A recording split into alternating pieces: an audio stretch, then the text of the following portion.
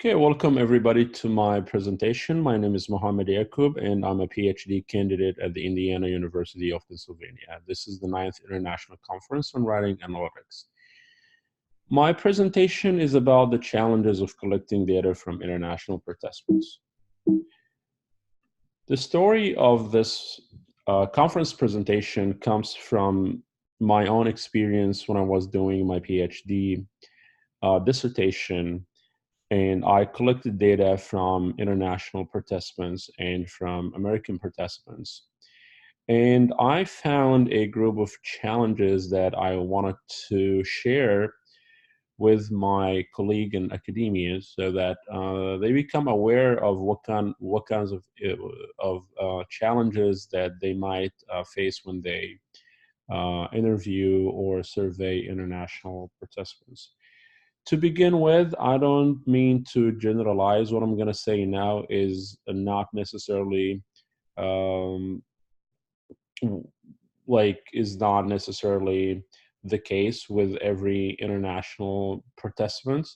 It can apply to some, but not to everyone.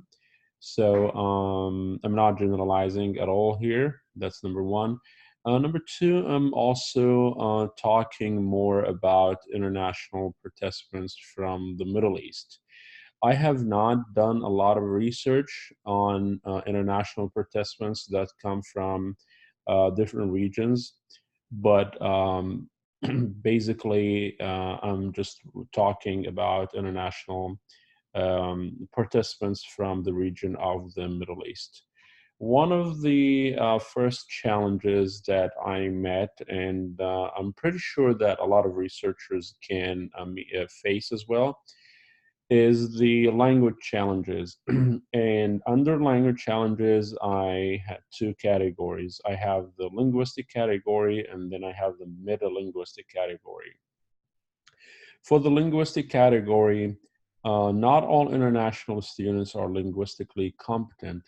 So that means whenever you do your research, it's always a good idea to either give students the chance to do their own the chance to be interviewed in their own first language. I know this might not be easy because if you don't speak their first language, it might be difficult. However, you can always give them the chance to use dictionaries. I know this also may be a challenge even with using dictionaries, but at least you kind of make sure that they understand all the sentences and all the words that you use. This can be more true with undergraduate or newcomers, I mean, those that arrived in the US recently, those that are not yet linguistically competent. As for the metalinguistic challenges, as one type of the language challenges, what I mean by that is sometimes they do understand the word, but they don't understand the implication of the word. Like, for example, the word challenge itself. When you say challenge in English, it has this positive meaning. The teacher challenges his students to brainstorm or to discuss a topic in class or to do something. So the word challenge here is a positive word. Okay, it means that the teacher is doing some kind of effort to push her or his students to do their best. However, if you translate the word challenge into Arabic, it would mean tahaddi. And the word tahaddi can have negative connotation in Arabic. When we say the teacher challenges his or her students in Arabic, that gives or delivers a negative connotation. That means he or she does not want them to be successful, or he or she gives students the most difficult questions so that they will not be able to answer the question. So although the student may know the meaning of the word, but the connotation or the implication of the word is not clear, and that's a meta-linguistic problem. Another example, when you say people of color, in English, if you say people of color, you would probably mean, or you for sure mean brown people, you mean black people, you mean everyone that is not white. However, in the Middle Eastern context, when you say people of color, you always refer to the white people, those that have white skin, blue eyes, blonde hair. That's the meaning of people of color. So, for example, if you're using the word people of color, the international participants knows the meaning of people of color, but may not necessarily know the implication or the connotation of people of color. So that as a researcher, you have to be attentive and you have to make sure that you participants understand the linguistic and the meta-linguistic,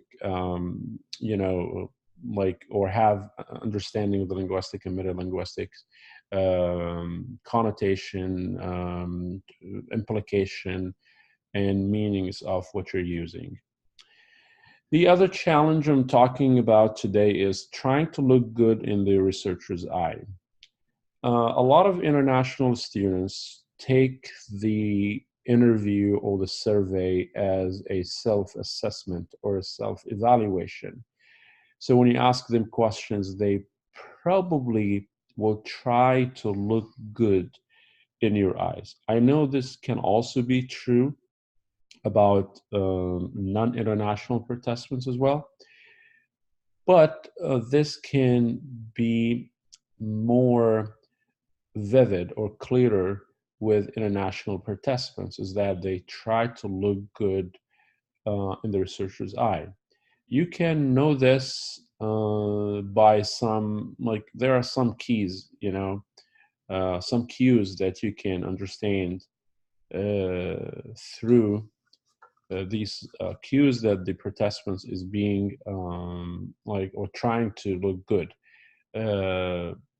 An example of this is that if they're trying to use idealistic language. So if, for example, they use idealistic language, I think this is a warning that the participants is trying to look good in your eyes. The next one is trust issues. In many countries, like the one I come from, I originally come from Egypt, people perceive collection of any data by being asked about information especially from foreigners, as an act of intelligence agencies' work. Although this is not likely to happen with academic and professional participants, it is still a possibility. Many participants don't want to be held accountable for what they say, even with the consent that says everything will be kept either anonymous or confidential. Yet they can, think of the idea that they are being asked, and they need to give responses as probably an act of intelligence agencies like CIA or FBI or, I remember in Egypt after the 2011 revolution, there were a lot of warnings on the national TV from the government that tell people, if you are ever approached by someone and that person is asking you about anything about how satisfied are you, any question, don't answer questions, because those people work for foreign intelligence agencies. So I again, as I said, this is not probable, but it can be possible. The next challenge I'm talking about today is the gender challenge. In some conservative countries, if the gender of the participants is different from the gender of the researcher, this can lead to a biased data, since same gender people can have better interview engagement. And I don't have any research findings that can support my claim. but this is from my own experience and the experience from my peers, the people that work with me on research when we collect data, is that if I am a male and I'm interviewing a female that comes from a conservative country, she tends to not like give me all the answers that I want, and sometimes she can become very honest with me by asking to be interviewed by a female researcher. So I think this also is one of the challenges that we as researchers should pay attention to. My next and last one is the culture differences. And this one is vast, and we can say a lot about the cultural differences and how this can affect data collection.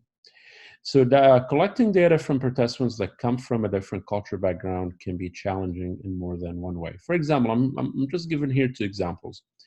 The level of tolerance can be different. You know, sometimes we ask participants, we say on a scale from 1 to 10, how satisfied are you? How, like give yourself a score from 1 to 10, you know. An American's 7 might not be the 7 of a person that comes from another country, you know. If someone is satisfied with something and he gives number 8, for example, that 8 might not be the same 8 that an international participants would give. So we have to be, as researchers, we have to be clear about operationalization and how we define and how we measure and how we operationalize our own variables in order to collect the data in as bias-free way as possible. I said also common sense. So this is another example. Common sense in a culture can look bizarre in another culture. For example, an authoritative teacher is common in a lot of countries. As I said earlier in this presentation, I come from Egypt. I visited other countries as well. And I know that in a lot of cultures, the teacher is a figure of power, and he has authority in a way that the American teacher does not, or does not understand the power or authority in the same way. So if a teacher wants to know, if a researcher wants to know, for instance, if the teacher deals with students with equity, students from different cultures can understand teacher-student dynamics and authoritativeness in different ways. For example, if you're trying to know about the agency of students and how much agency the teacher gives to students, this can vary from a culture to another culture. It can vary depending on how students perceive the role and the authority and the power of their teacher. So this is my recommendation and my advice to my, fellow researchers, that they should be attentive to these challenges when they are interviewing or surveying international participants. And again, I would like to repeat what I said in the beginning, that I am not generalizing here. This can be true to some participants, not all the participants. So thank you so much for watching this presentation, and have a good day. Bye-bye.